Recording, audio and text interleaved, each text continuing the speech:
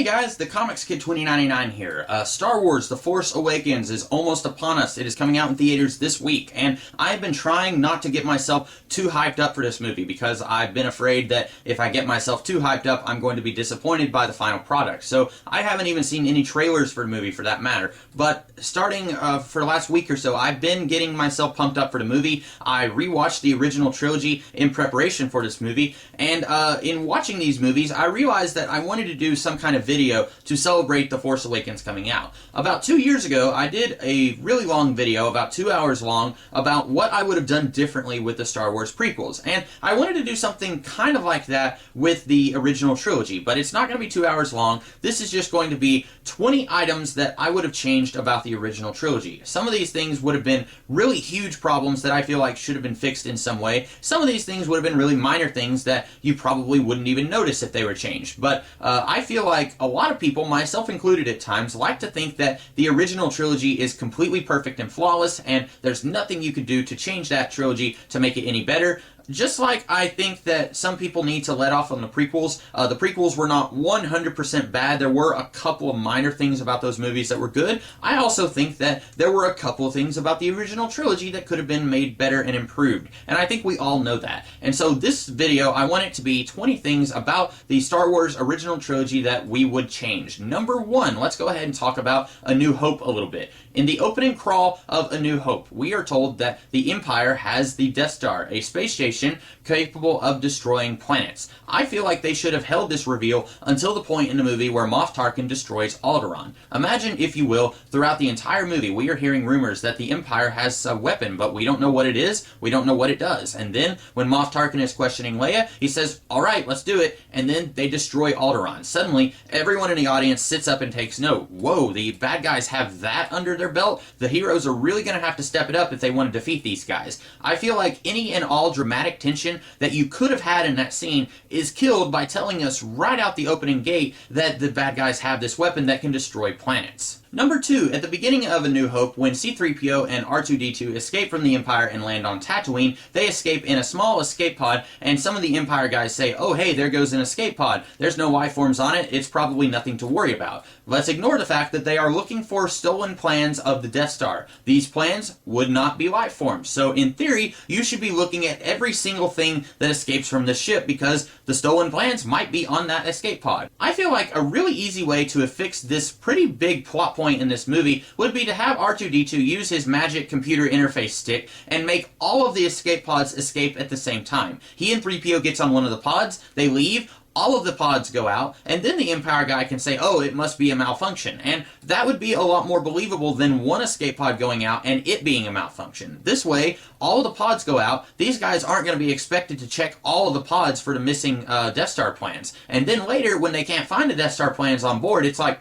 they must have been on one of those escape pods. Then, it would make sense that the Empire is taking a lot longer trying to find these droids because they're having to go out and look for all of these escape pods to find the missing plans. I feel like this would have been a really easy fix, and it doesn't make the Empire seem like such incompetent morons because they let this one escape pod go that probably has the missing Death Star plans on it. And speaking of plot holes, one of the big things that a lot of people like to complain about in this movie is that Obi-Wan Kenobi is in hiding on Tatooine from the Empire, and he chooses the alias Ben Kenobi. This doesn't make any sense at all. Now, I guess you could be saying that the Empire isn't actually looking that hard for Obi-Wan, and he's hiding on a desolate planet, so the Empire's not going to find him there. But then, why even choose an alias at all? Why not just call yourself Obi-Wan Kenobi? Now, recently, on the CinemaSins channel, either Kevin Smith or Jeremy, who does the CinemaSins videos, one of them said that the entire plot of the movie would not have been able to have happened unless Obi-Wan Kenobi was calling himself Ben Kenobi. I respectfully disagree. I feel like there is a way that you could have had the plot happen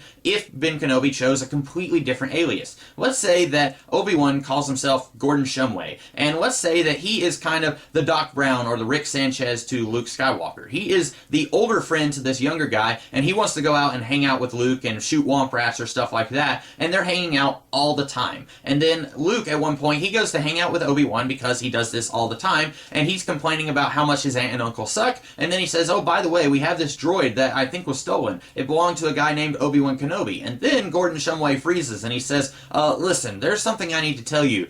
Gordon is not my real name. And then you can kick off the rest of the movie in exactly the same way, just without the characters in this movie being so stupid. You don't have Obi-Wan being an idiot for choosing his last name as an alias when he's hiding from the Empire, and then you don't have the Imperial people being an idiot for not being able to find this guy named Kenobi, who's probably the same Kenobi that we've been looking for the last 20 years. Imagine, if you will, Aragorn in the Lord of the Rings movies. He was calling himself Strider in the first Lord of the Rings movie. You could have something kind of like that, where these characters still get thrown into the same plot together, even though Obi-Wan Kenobi is not calling himself Obi-Wan Kenobi at the beginning of the movie. Number 4, I feel like the plot of this movie should have been sped up a little bit. It is 17 minutes before we meet Luke Skywalker, half an hour before we meet Obi-Wan Kenobi, 47 minutes before we meet Han Solo, and an hour and 15 minutes before they rescue Princess Leia. And by that point, Obi-Wan Kenobi is almost dead anyway. I feel like if this movie had come out today, if it had been, say, a superhero movie coming out today, pretty much everyone in the world would have complained that the entire movie is just an origin story for this team joining forces. I feel like you could have had a little bit more story in this movie and speed up all of these characters meeting each other instead of it taking over half of the movie for all of these guys to get together in one place. Number 5, this is something that I wish we had seen more of in Empire Strikes Back and Return of the Jedi that we do get to see a little bit of in A New Hope. In A New Hope, we see that some of the Imperial officers, they don't really like or trust Darth Vader, and they don't even believe in the Force, and they kind of make fun of him for it. And then, of course, he Force chokes one dude, and it's like, okay, the Force is a real thing. And sure, it doesn't make a lot of sense that these dudes who would have been in their 20s or 30s during the events of Revenge of the Sith are making fun of the Force as if it's not even a real thing. For that matter, it doesn't even make that much sense that Han Solo doesn't believe in the Force, when not that long ago there was a whole army of people who used the Force, and everyone should have known about the Jedi Knights at that point. This movie kind of sort of acts like the Jedi Knights were around a really long time ago and they weren't completely disbanded just 20 years ago. But I do kind of like the idea that the Imperial officers don't really like Vader because they don't really believe in the Force, and they're kind of wary of him because of this unknown quantity that he believes in, and there's clearly something to it, but they don't really like that. Now, one thing that I have seen suggested about A New Hope is that Darth Vader is basically just acting like he's just a mindless thug who is at the beck and call of General Tarkin, but he's actually there spying on General Tarkin. Basically, the Emperor recently has disbanded the Imperial Senate, and now he's giving direct control of all the properties to the regional governors. And then what happens if all these people decide that they're going to want more property or more power or something like that? Then the Emperor has this Death Star, and he can go and send it, and he can blow up that one dude who doesn't want to report directly to the Emperor. So what happens when General Tarkin, who is in control of the Death Star, what happens when he wants more power, and he goes and decides, I'm going to go blow up the Emperor, and then I'm going to be in charge of this entire galaxy? Then Darth Vader is right there, and he can pull the dude's heart out of his body and say, I report to my boss, not to you. And then that kind of explains why Vader is just a thug who happens to kill Obi-Wan Kenobi in this movie, but he's not played as being the second most important person in a galaxy like he is in Empire Strikes Back and Return of the Jedi. And I get that. That all makes a whole heck of a lot of sense for the context of this entire trilogy, but I still wish that we could have seen a little bit more of these people saying, oh, here comes Vader, snicker, snicker, he believes in the Force. Oh, wait, straight face, here he comes. I wish we could have seen a little bit more of that in these other movies. Number 6, in A New Hope, Leia has this real kick-butt, take-action kind of attitude that she kind of loses in Empire Strikes Back and Return of the Jedi. In A New Hope, right before Luke and Han rescue Leia, you almost get the feeling that she's actually working on her own escape plan at this point, and they just happen to come in before she's ready to escape, and then whenever their escape plan doesn't actually work out the way they want it to, she grabs a gun and she takes control of the situation, and she basically gets them out of there. This is a character who I don't feel like we get to see much of in the other movies. In Empire Strikes Back, Leia doesn't get to take charge of the situation until all of the dudes are completely out of the story, with Luke arguing with a Muppet and Han being frozen in carbonite. And then in Return of the Jedi, she doesn't get to do anything at all except for choke Jabba the Hutt. I really wish that she could have had more of that fierce, feisty attitude that she had in Episode 4 that lets her be more of a player in these movies than what she was in Empire Strikes Back and Return of the Jedi. We could have seen her flying the Falcon or fixing the Falcon, doing stuff like that in Empire Strikes Back instead of just being basically second banana to Han Solo. Number 7. Now let's go ahead and get into The Empire Strikes Back. This is one of those weird ones where it seems like they set up certain plot points in these movies and then they want us to pretend like those plot points don't have to pay off in between the movies. For this case, Han Solo waits until the events of The Empire Strikes Back to go and pay off Jabba the Hutt. We know that he was about to go and pay off Jabba in A New Hope, but then things get out of hand. He blows up the Death Star with Luke Skywalker, and then I guess for however much time passes in between A New Hope and Empire Strikes Back, he's staying with these guys on Hoth without any thought of, hey, I need to go pay off Jabba the Hutt. There is absolutely no reason that he couldn't have done that in between movies. Even though he has grown attached to the Rebellion, and he's grown attached to Luke and Leia as well, there's no reason that he couldn't say, hey, listen, I have to go pay off Jabba the Hutt. I'll be back. Give me a location that I can rendezvous with you guys in like a week, and then I'm going to go pay off Jabba. He's not going to be sending bounty hunters to try and kill me, and then I'll come back with you guys, and you will have my 100% undivided attention on this whole rebellion thing, and I'll help you take out the Empire. This would have made a whole lot more sense than I'm going to hang out with you guys, and I'm going to pretend like I don't owe Jabba a whole lot of money, and then whenever he sends a bounty hunter after me to kill me, then, oh yeah, I need to go and pay him back. It would have made a lot more sense than that. To be honest, it kind of makes Han seem to be a reckless, kind of stupid character, and I know he's a little bit of a stupid character in these movies by design, but this is almost taking it too far. Number 8. This is something that wouldn't have really changed the plot of Empire Strikes Back or Return of the Jedi that much, but I kind of wish that it was revealed that Lando was a veteran of the Clone Wars from the clone side of things. We find out in this movie that Leia and Han, neither one of them trust Lando, and it turns out with good reason. Han doesn't trust Lando because they're both scoundrels, and Leia doesn't trust Lando because the Force. But there's this lingering thing in these movies where originally the Clone Wars were actually not as heroic as they were first made to sound in A New Hope, and that actually the Republic and the Empire kind of treats clones like garbage. And it would have been neat to say that Lando is actually a clone, and that's why Han and Leia don't trust him, not because he's actually untrustworthy. And you could still have Lando make his deal with Darth Vader, maybe thinking, you know what, I'm a clone, I've been treated like garbage my entire life, here's an opportunity for the Empire to finally leave me and my city alone, and I'm not going to have to deal with clone racism anymore. Plus, this would have given Lando a little bit more of a layer of character in this movie beyond just being Han's buddy who's here because he's Han's buddy. It would have been really neat to kind of see some of that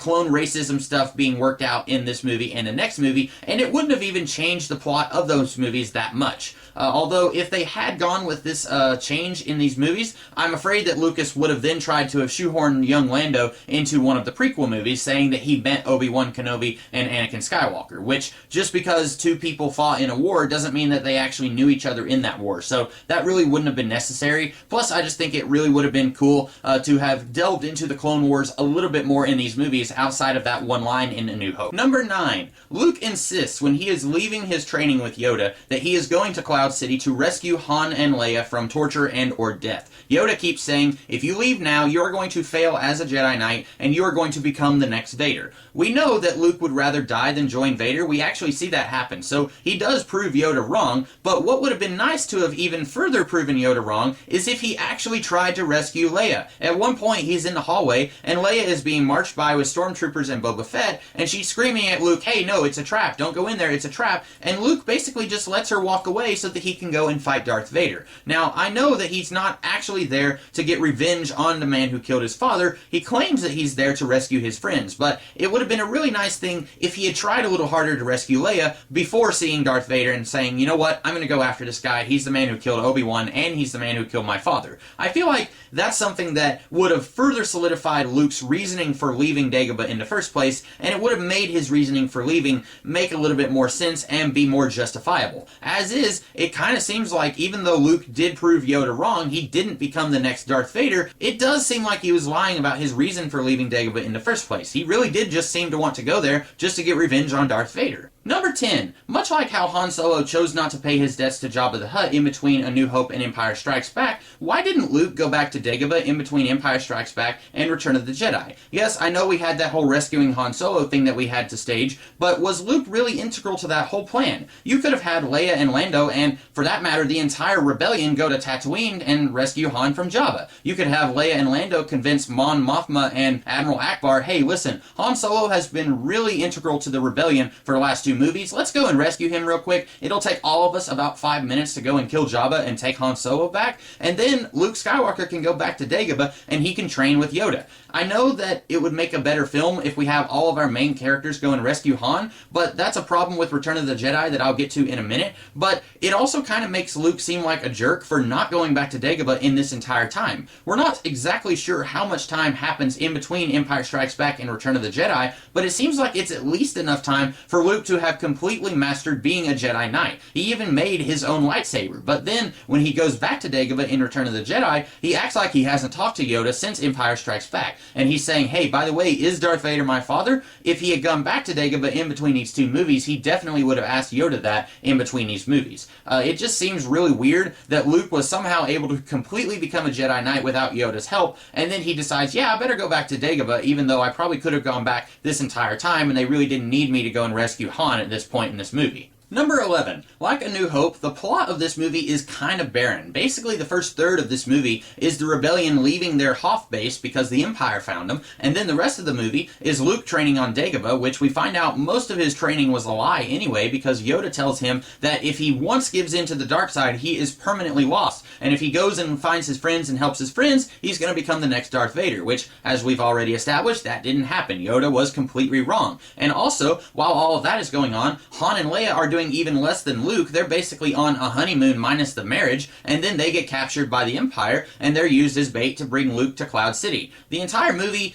doesn't have as much plot as we remember it having when we were watching it when we were kids, and while I still love this movie, I do wish that we could have had a little bit more happen in it than what actually does. Kind of like my complaint about A New Hope as well. Number 12, let's go ahead and get right into Return of the Jedi. Luke and Leia should not have been siblings. Not because of the weird incest kiss, which is gross, yes, and not because I want Luke and Leia to become a couple instead of Han and Leia. I don't really care about that. I feel like the decision to make these two characters be siblings makes this world feel smaller. Originally, as I understand it, the idea was that Luke was going to have a sibling, possibly a sister, but it was not going to be Leia. It was going to be some other Jedi who was off far away in some other part of the galaxy, and back when Lucas had toyed around with the idea of doing an episode 7, 8, and 9 shortly after this original trilogy, he was going to have Luke go off and find this other sibling. But then he got burnt out on Star Wars at some point in the making of Empire Strikes Back and Return of the Jedi, so he wanted to wrap up all of his subplots, and the only way to do that is to say that Luke's other sibling, the other Hope that was mentioned in Empire Strikes Back,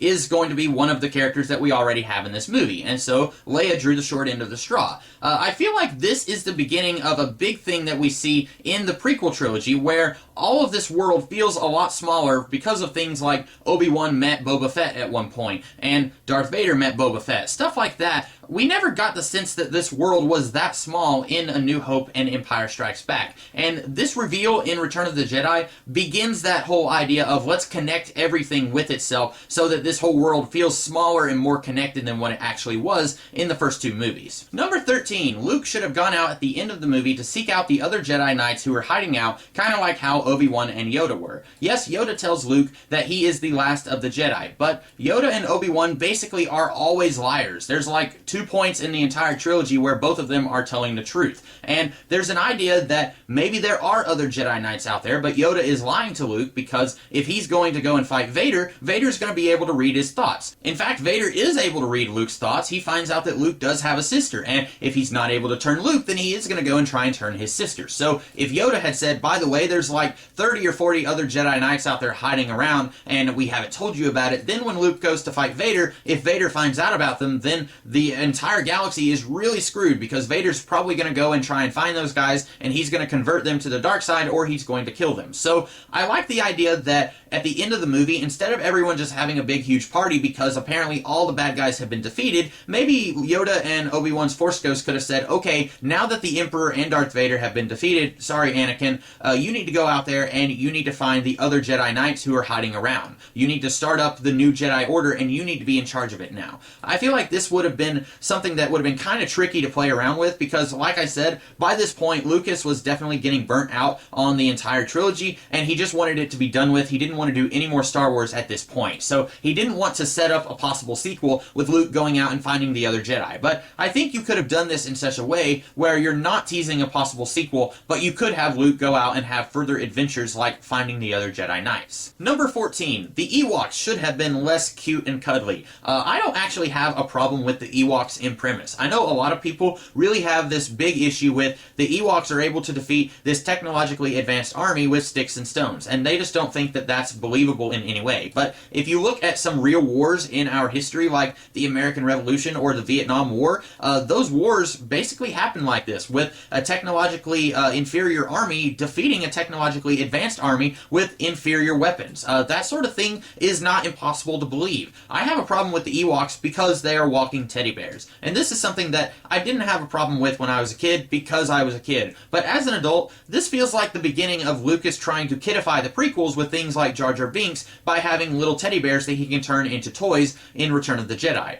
These guys, if you still wanted them to be an instrumental part in defeating the Empire on this one moon, you could have them be really terrifying inferior technological species, like the Sand People or the White Walkers. Have them look kind of terrifying, and you could have Luke and Han say, these guys are really scary. As soon as we defeat the Empire, let's get out of here before they decide that they're going to try and eat us. I don't mind the Ewoks in premise, but I don't like the idea that they are made so cute and adorable in this movie. Number 15, Vader's redemption should have been a little bit more of a progression throughout these movies. I'm not saying that in A New Hope you should have seeded ideas that Vader was questioning his loyalties. I feel like in that movie you're setting up the possibility of this world existing. At that time, I'm pretty sure Lucas didn't even think he was going to be doing any sequels, so he definitely didn't want to be setting up the idea of Darth Vader possibly going back to being on the side of the angels. But in Empire Strikes Back, you could have at least had one or two moments of him thinking maybe he's not working for the right people, and you could still preserve your whole I am your father moment at the end of the movie and still have him earlier in the movie thinking, maybe I don't need to be doing this, maybe we're taking things too far.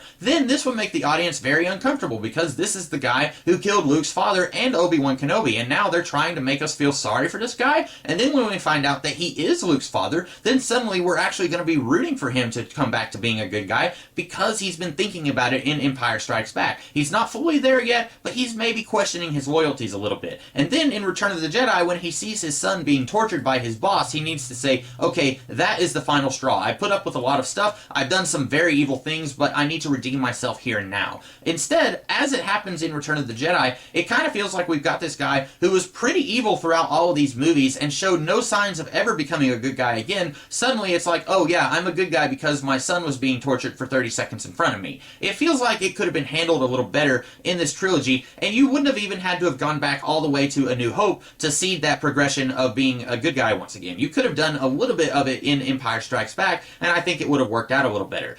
For an example of this in play, you could look at the Matrix trilogy, where even though those last two movies really weren't very good at all, Mr. Smith, we get to kind of see his progression from being just part of the machine to being his very own thing by the end of the movie, by the end of the third movie, and I feel like we could have had something kind of like that with Darth Vader in these movies. Number 16. Not to sound like a broken record, but this movie also doesn't have much of a plot to it like the other movies. This movie takes almost 40 minutes to rescue Han Solo from Jabba the Hutt, and that's something that plenty of other people have talked about before, and how that scene could have been shortened in any number of ways so that we could have more time devoted to the rest of this movie. And I don't blame Return of the Jedi for the rescuing Han Solo sequence, because that's set up at the end of The Empire Strikes Back, which is a movie that everyone thinks is perfect. I just feel like we could have had a shorter rescuing Han scene than what we actually got, because after that, basically the rest of the movie is these guys going to Endor to try and shut down the shield generator and taking forever to do that, and then the other guys going to the Death Star to try and destroy the Death Star. I feel like we could have had a little bit more of a plot here if we had just shortened down the rescuing Han sequence by like 15 minutes. Number 17. The main threat of Return of the Jedi should have been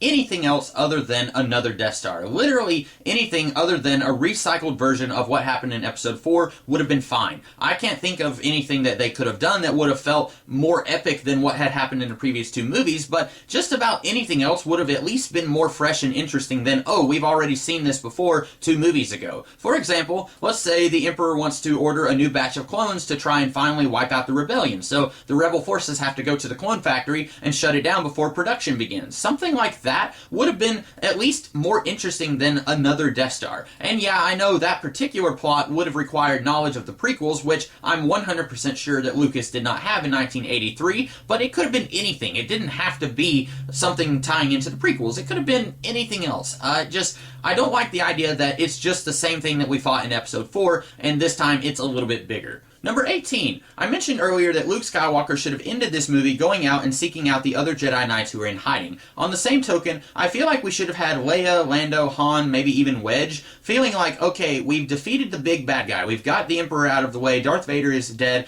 but we've still got all of those other Imperial generals out there, and now they're all going to be vying for power. There's probably going to be a huge intergalactic civil war where all of these guys are trying to take over, and they're going to be killing each other, and they won't care who gets in the crossfire. We need to go out there and take out all of these guys before that happens. I feel like, again, this would have been problematic because Lucas was getting tired of Star Wars by this point, and he wanted to tie everything up in a nice bow. But this is something that a lot of other people have made fun of. Just because the Emperor and Darth Vader are dead doesn't mean that all of the bad guys are just going to surrender and let the rebellion win. These guys need to say, okay, we've got a huge victory under our belts, but we are not done. Instead of ending the movie with a huge party and yay, the Emperor is dead. Number 19. Lando Calrissian should have died at the end of this movie. When you are doing a huge epic saga like this, I don't want to speak in absolutes, but you really should kill off a few of your main characters to show that even though they did achieve a victory, it came at a price. Now, I would not have wanted them to have killed off Han or Leia because I like those characters. But Lando,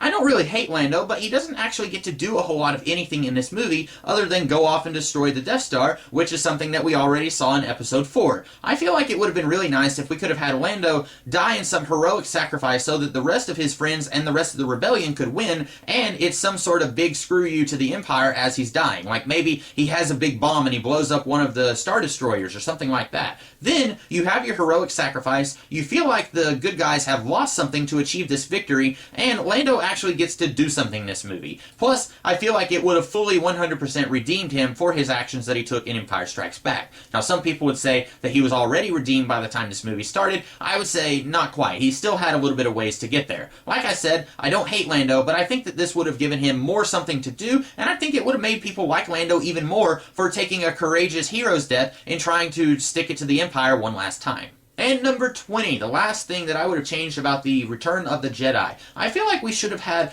more of a diversity in the belief systems of the Jedi. We get to see 3 Jedi in this movie, Yoda, Obi-Wan, and Luke, and all of them kind of approach this situation in different ways. Yoda, at no point does he ever really want Luke to go and actually kill Darth Vader, but Obi-Wan, he's almost using Luke as a weapon, saying, listen, you are our last hope, you have to go and you have to annihilate Darth Vader right now. And Luke is saying, I can't do that, he's my dad. And then Obi-Wan says, well, then we're all screwed, and we all basically already lost. Even though Yoda never said anything like that. Yoda was like, okay, you need to try and confront your father, but he didn't actually say anything about you need to go and kill your father. Also, we do see a little bit in these movies that Yoda was not always right. He told Luke, okay, if you once step your foot on the path of the dark side, you are instantly and permanently lost. We see at one point in this movie that Luke does very briefly give in to the dark side. When he cuts off his father's hand, he is just going at him with a lightsaber really viciously, and then it's like, wait a minute, I am about to become my father. And then he keeps his cool, and he's a good guy again. He's not permanently on the path to the dark side. Yoda was once again wrong. I wish we could have seen in these movies, overall, really, I wish we could have seen more of a dialogue, more of a discussion about, okay, this is what Obi-Wan believes about the Force, but this is what Yoda believes, and this is what Luke is taking from all of this. He's got 2 very different teachers here, and now he's going to go about this different than either of them would have. And then, at the end of the movie, Luke can say, listen, I love both of you guys, but you're both wrong, because the Force is not a complete dichotomy of 100% good or 100% evil, like you both thought. I was able to very briefly harness the dark side, and then I was able to release it, and then I was able to defeat the Emperor by loving my father and not killing him. I feel like this would have been a really nice way to wrap up the entire trilogy by saying that Luke, while he was following in the footsteps of other people, his father, Obi-Wan Kenobi, and even Yoda, at the end of the day, he becomes his own man by embracing his own version of what the Force is, and then when he goes out there and he finds these other Jedi Knights, he can start his own discipline of the Force, saying, okay, you may hear from some of these other guys that you have to be 100% 100% good all the time. I'm going to tell you that that is bullcrap, and here's why. It would have been a really nice way to show that Luke is his own man now. He's finally transcended from becoming a boy to becoming a man, and I think that would have been a really nice way to kind of say the Force is not just one thing and we should all interpret it the same way, but it's a different thing for everybody, and also it allows Luke to become kind of a fully realized character by the end of this movie. So those are the 20 things that I would have changed about the original trilogy. What do you guys think of this video? I'm sure everyone here has something that they would have done differently about the Star Wars Original Trilogy. Let me know what you think of this video in the comments below, and tell me some of the things you would have changed about the original trilogy. I would love to hear it, and that's all that I have to say about this topic. I am going to go watch Star Wars The Force Awakens, so the next time you guys see me, I will have seen that movie. In the meantime, you guys have a great rest of the day. Catch you later.